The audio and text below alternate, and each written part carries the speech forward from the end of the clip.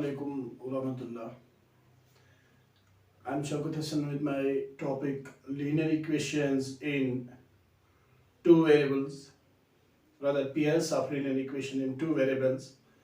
So dear students, dear friends, जो हमने last जो मेरा लेक्चर है उसमें हमने क्वेश्चन नंबर 1 किया था बाय सब्स्टिट्यूशन मेथड। अभी सब्स्टिट्यूशन मेथड की ये एक्सरसाइज चल रही है, तो इसमें कोई ना क्वेश्चन जरूर एग्जाम में पूछा जाता है। इस मेथड का एग्जाम में आपके फाइनल एग्जाम्स में होता ही होता है। So let's move to question number 2। उससे पहले मैं I am very thankful to all of you जो मेरे वीडियोस देखते हैं, जो मेरे साथ प्रिपेयर कर रहे हैं और या जो शेयर करते हैं। और I want to more students join to this YouTube channel. So जितने भी आपके कंटेक्ट्स है 10th क्लास स्टूडेंट है, स्पेशली 10th क्लास स्टूडेंट्स, उनको भी कहिएगा कि वो मेरे साथ जुड़ जाएं ताकि सबका फायदा हो। So now let's move to question number 2, that is solve the pair of linear equations. Pair जो लीनियर इक्वेशंस की वो हमें दी गई है। पहले हम क्वेश्चन का एक पार्ट पढ़ेंगे और उसको सॉल्व करते हैं। 2x + 3y = 11 and 2x - 4y = -24. This is the given pair of linear equation. तो आप अपना सॉल्यूशन जो ऐसे स्टार्ट करोगे, solution the given pair of linear equations is, let you take this as first and this as second. अगर आप इसको second रखें ऐसे ही तो रख सकते हैं, नहीं तो आप इसमें इसको थोड़ा रिड्यूस कर सकते हैं, क्योंकि आप देखिए first term, second term and third term all the terms are multiples of 4, multiples of 2, तो 2 को आप कॉमन निकाल सकते हैं या डिवाइडिंग इक्वेशन सेकंड बाय 2 ऐसे भी लिख सकते हैं।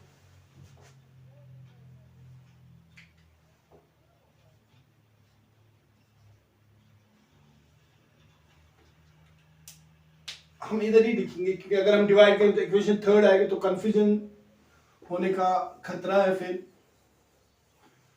तो बच्चों को कंफ्यूजन भी हो सकता है। तो इसलिए मैं एक काम करूंगा, दिस इंप्लाइज दैट 2 मैं यहां से कॉमन निकालूंगा, 2 इंटू, जब मैंने 2 कॉमन निकाला अंदर रहेगा x - 2y because 2 2 are 4 is equal to -24.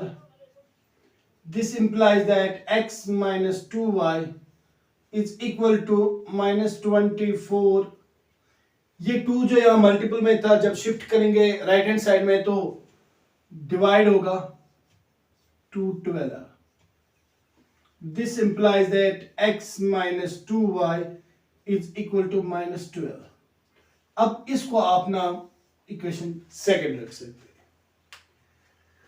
So dear friends, अब हम इसको कैसे हमें सॉल्व करनी है बाय सब्स्टिट्यूशन मेथड।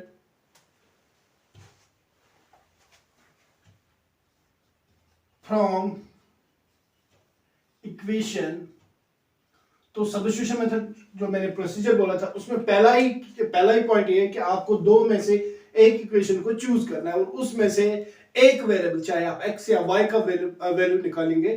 तो हम यहाँ पे 2x + 3y = 11, x - 2y = -12, या तो आपने ये लेनी है या ये equation. Let me take equation second.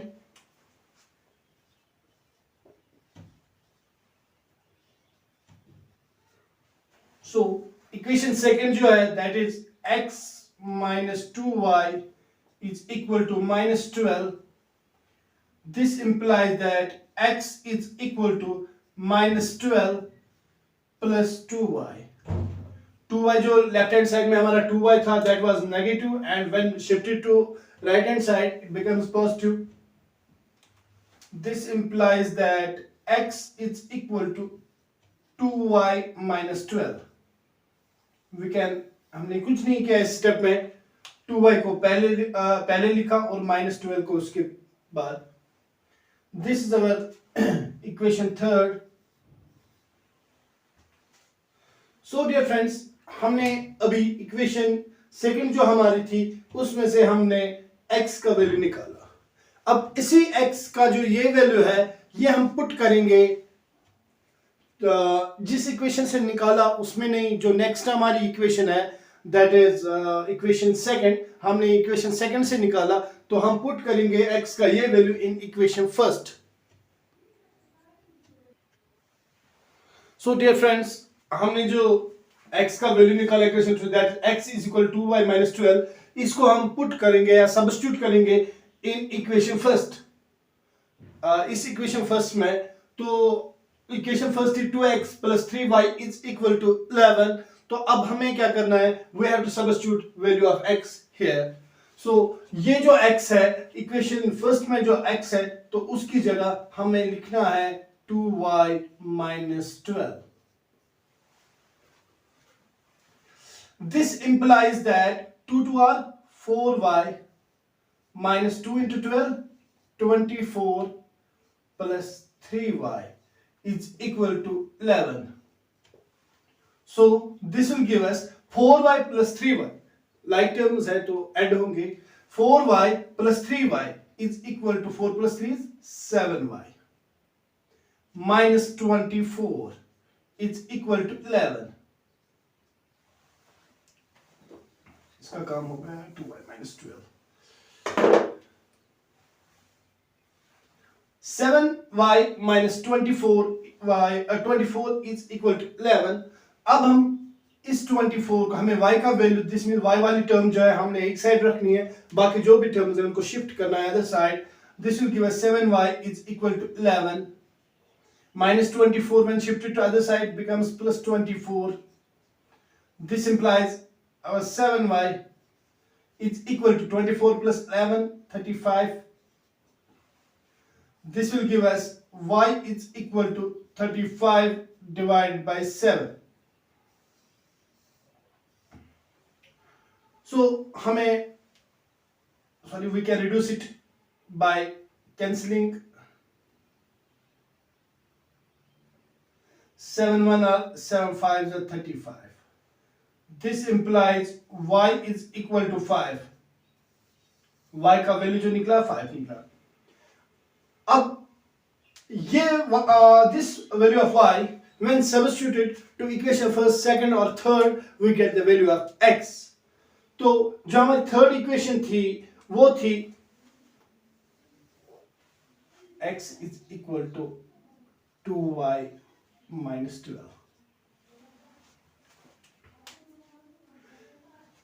Third equation हमारी यही थी। अब वैल्यू का put this value of y in this equation, put x y is equal to 5 in equation third, जो हमारी ये इक्वेशन थर्ड थी।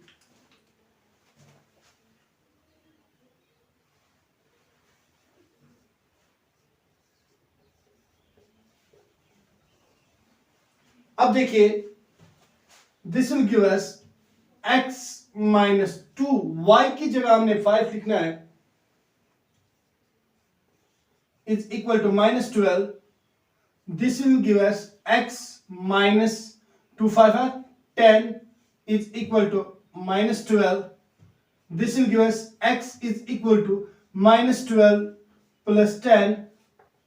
This further we get minus 12 plus 10 when जब साइंस एक की प्लस है दूसरे की माइनस होती है, सब्ट्रैक्शन ही होती है, और साइन जो है बड़े वाले की जो इनमें से बड़ा होगा उस टर्म की रहती है। 12 minus 10 is 2, अब जो बड़ा वाला दैट इज 12 minus 2 रहेगा, साइन उसी की आएगी। इसका मतलब जो हमारा सॉल्यूशन है, solution, therefore the solution of this equation is x is equal to minus 2 and y is equal to 5. This is our solution of this equation. अब जो इस क्वेश्चन का हमने एक पार्ट जो है किया है, एक हिस्सा क्वेश्चन के दो स्टेटमेंट्स थे, हमने एक स्टेटमेंट किया, अब दूसरा है। Now the next part of this question is, इसी क्वेश्चन के साथ ही एक और स्टेटमेंट है कि we have to find the value of m if y is equal to mx plus 3.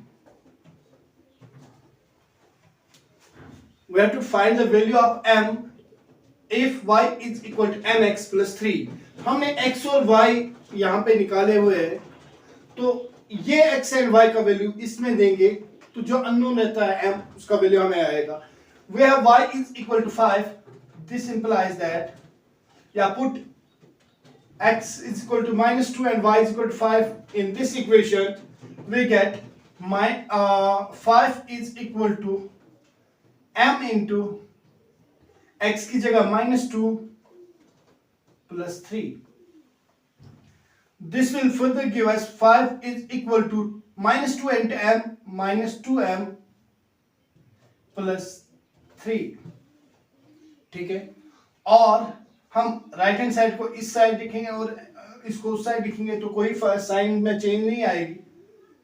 minus 2m plus 3 is equal to 5 ऐसे लिख सकते हैं. This will give us minus 2m is equal to 5 minus 3. This will further give us minus 2m is 5 में से 3 तो 2 आएंगे. This further give us m is equal to 2 divided by minus 2. अब देखिए, मैंने पिछले लेक्चर में भी कहा अगर हमें होगा a divide bye minus b, minus divide के साथ ये जो डिवाइड डिनोमिनेटर होता है वो कंफर्टेबल नहीं होता है माइनस के साथ, तो उसको हम -1 ऊपर भी मल्टीप्लाई करते हैं, न्यूमरेटर को भी और डिनोमिनेटर को भी, get -a divide by b. इसी तरह में ये 1 बाय -1 आता है. This will give m is equal to -1. This is the value of m for which y is equal to mx plus 3. जो हमें क्वेश्चन में पूछा गया था कि आप वैल्यू ऑफ m निकालिए, तो निकाला हमने value of m and this completes the question number 2. Now question number 3 जो है, अब question number 3 says that कि जो हमारे स्टेटमेंट्स दिए गए हैं, आपकी स्क्रीन पे आया होगा, जो स्टेटमेंट्स दिए उनमें से हमने we have to form the pair of linear equations and then we have to solve them by substitution method. जो पहला पार्ट है, that is the difference between two numbers is 26. एक नंबर है, the difference between two numbers is 26. दो numbers है हमारे पास, तो उनकी जो डिफरेंस है that is 26. If one number is 3 times the other, find them. एक नंबर जो है दूसरे से 3 times ज्यादा है, तो हमने वो नंबर निकालना है. हमें let us suppose let one number be equal to x and other b equal to y. चलिए, एक नंबर हमारा x है और दूसरा नंबर जो हमारा y है. बाय फर्स्ट कंडीशन, पहली कंडीशन जो क्वेश्चन में है, दैट इज इनकी डिफरेंस 26 है. By the question, by first condition, दो कंडीशंस दी गई है, तो पहली कंडीशन के हिसाब से by first condition, very easy. आपको ध्यान ये समझना चाहिए कि डिजिट्स का क्वेश्चन नहीं है, नंबर्स का क्वेश्चन है. अगर डिजिट्स होते हैं 1 डिजिट एंड अनदर डिजिट, तो उसमें क्या होता है, तो प्लेस वैल्यू लगाने पड़ते हैं. तो इसमें ये नंबर्स है, एक number x is 1 number, another number is y. सो इसमें वो परेशानी नहीं है कि वो डिजिट्स 10 टाइम्स लेना है जो 10 प्लस पे होगा, तो इसको हम डायरेक्टली सॉल्व कर सकते हैं.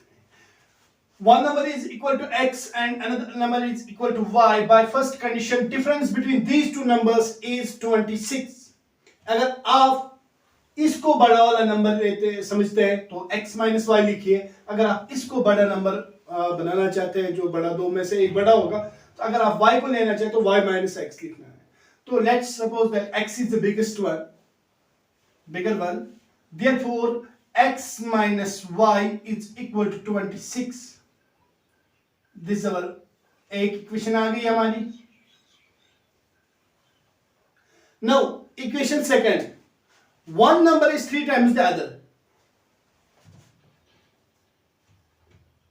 by second condition.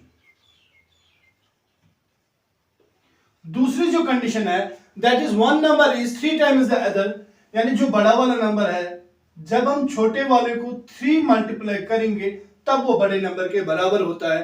That means x is 3 times y. This is our equation second. तो इधर जो हम इक्वेशन थर्ड बनाते हैं यहां बनाने की जरूरत नहीं, क्या हमें ऑलरेडी x का वैल्यू आ गया है इस इक्वेशन में. अब x का ये वैल्यू हम पुट करेंगे इक्वेशन फर्स्ट में.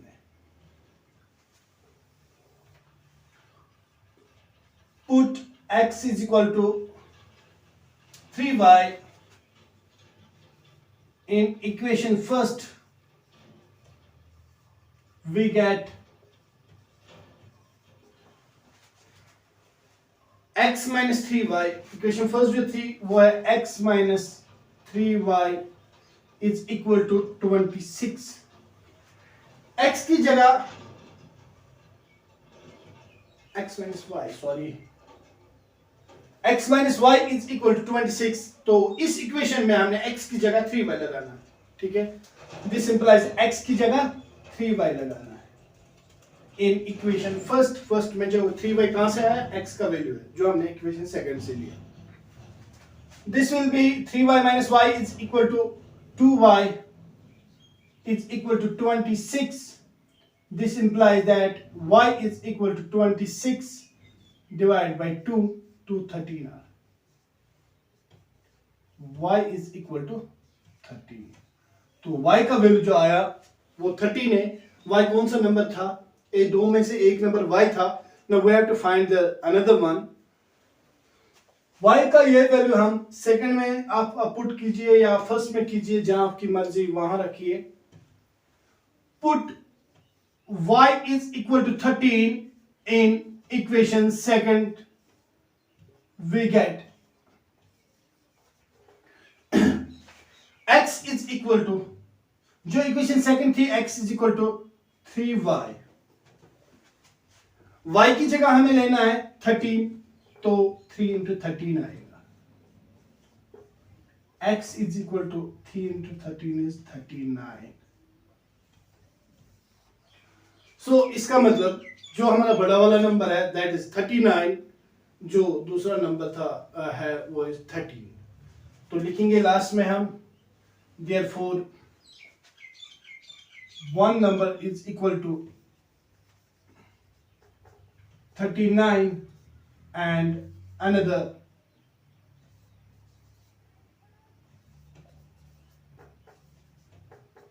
is equal to 13. अब आपका क्वेश्चन जो है वो आपके जो आंसर निकले ठीक है, सही है या गलत है, तो वो आप चेक कैसे कर सकते हैं. वो x को और y का वैल्यू इन दोनों इक्वेशन में दीजिए. अगर सेटिस्फाई होता है then you have verified that your answer is correct. So this was question number 3, part number first. अब पार्ट नंबर सेकंड करेंगे हम. Let's move to part number second. Second part जो है that says that the larger of two supplementary angles exceeds the smaller by 18. Find them. दो angles है, supplementary angles है. Supplementary means जिनका sum 180 होता है. Two angles are said to be supplementary if their sum is equal to 180 degree. And two angles are said to be complementary when their sum is equal to 90 degree. तो यहाँ पे जो हमारा है तो क्वेश्चन में कहता है कि दो एंगल सप्लीमेंट्री है. एक एंगल जो बड़ा वाला है वो छोटे से 18 ज्यादा है. And we have to find the numbers. हमें एंगल्स वो एंगल्स निकालने हैं किस एंगल की कितनी रेडियंस है, डिग्री है. So let the larger angle be equal to x and smaller be y.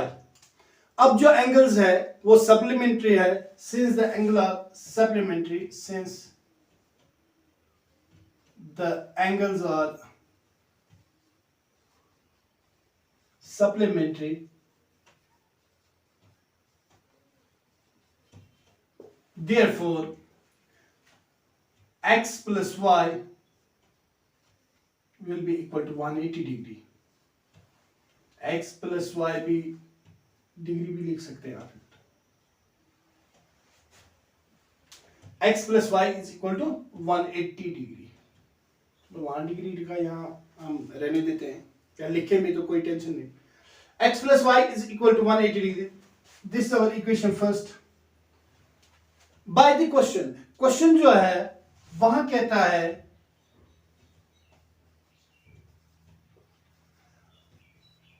the larger of two supplementary angles, जो इन दो में से बड़ा वाला है वो छोटे से 18 ज्यादा है. exceeds the smaller angle by 18. तो इसका मतलब जब हम छोटे वाले को 18 ऐड करते हैं तब वो बड़े वाले एंगल के बराबर होगा, या जब हम बड़े वाले को 18 कम करेंगे, 18 सब्ट्रैक्ट करेंगे तो वो छोटे वाले के बराबर होगा. So let's take the first statement that x जो है बड़ा वाला एंगल हम मानते हैं is equal to y plus 18.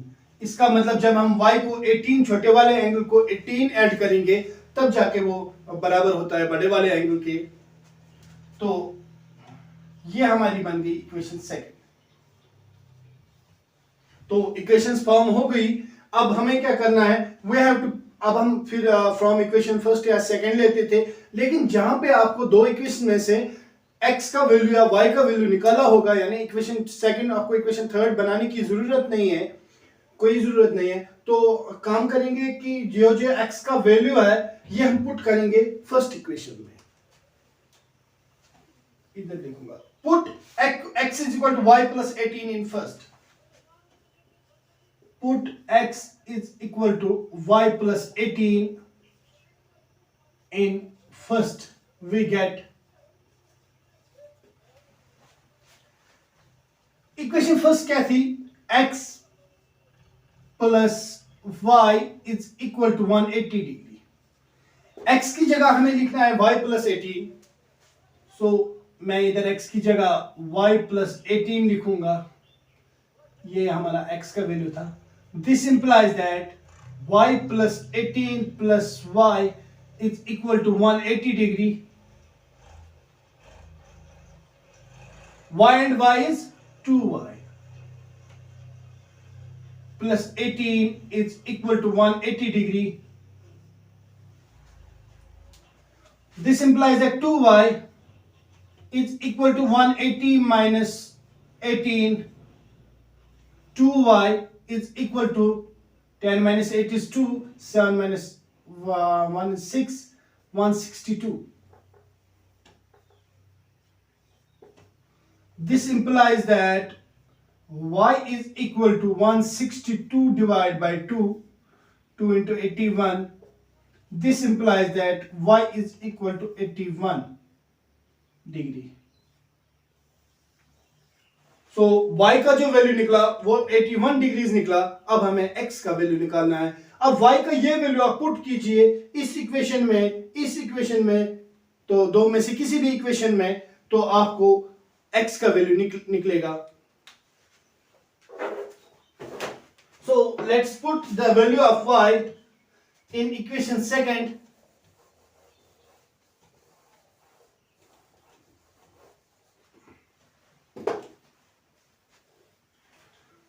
Put y is equal to 81 degree in equation second. We get equation second में y की जगह 81 दीजिए. x is equal to y plus 18 but we have, इधर हमें y की जगह 81 लिखना है. सो मैं इसको रिप्लेस करता हूं, replace y by 81. x is equal to 81 plus 99. This is x. So therefore the larger number, जो बड़ा वाला एंगल जो था, therefore the larger angle is equal to 99 degree and the smaller one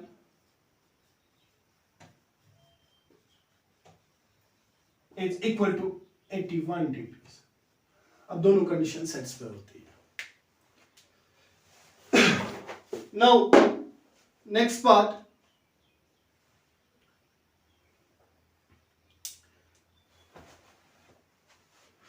the coach of a cricket team buys 7 bats and 6 balls for rupees 3800.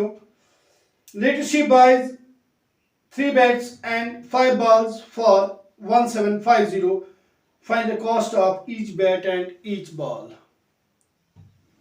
So question our part number third says that at the coach of a team, cricket team की जो coach है वो she buys 7 bats, 6 balls for rupees 3800 and 3 bats, 5 balls 1750.